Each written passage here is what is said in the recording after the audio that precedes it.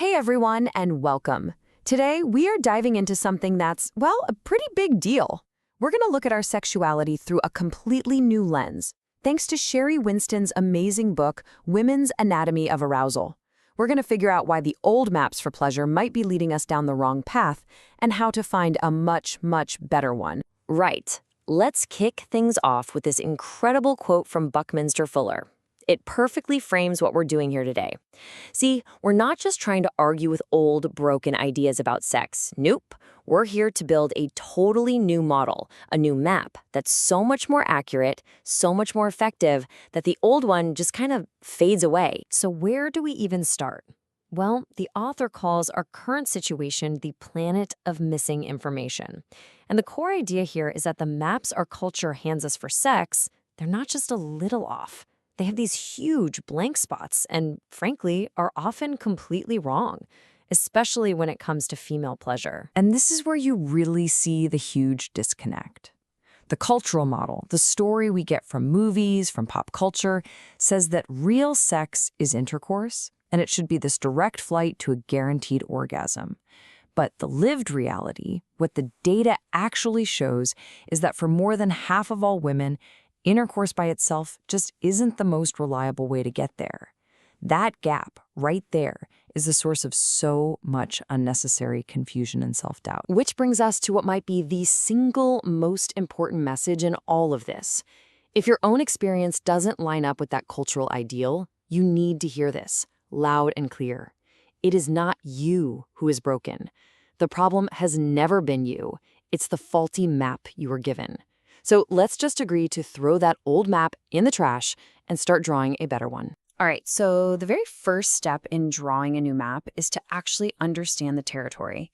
And it turns out a massive part of the physical landscape has been pretty much erased from our mainstream education. Okay, first, a quick definition so we're all on the same page. Erectile tissue.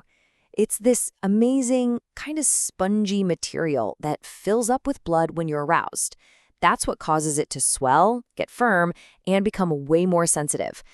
Now, we all know about this in the male body, but it is just as present and just as critical in the female body. So, the old map, the one we all got, basically tells us the clitoris is just a little button, a single small spot for pleasure.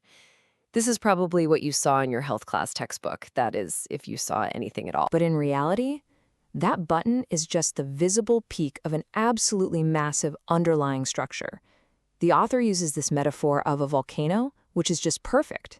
It signals this enormous, powerful system that's been hiding right under the surface the whole time. So here it is. Here's the whole map. That button is just the clitoral head. Underneath, you've got the shaft and two legs that wrap deep into the body. Then you add the vestibular bulbs, which flank the vaginal opening, plus two more sponges of this erectile tissue, the urethral sponge, which is where the G-spot is, and the perineal sponge. Now, the most important thing to get here is that these aren't separate things. They're all one single interconnected network that works together to create arousal. Now, just let that sink in for a second.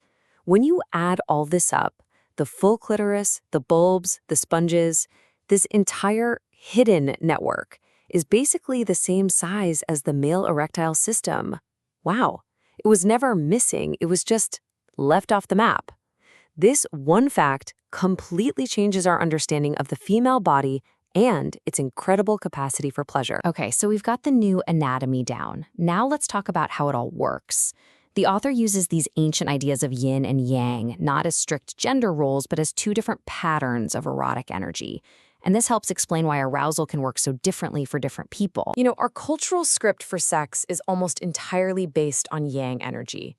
It's all about being fiery, fast, direct, and really focused on the goal. But there's this whole other pattern, yin energy.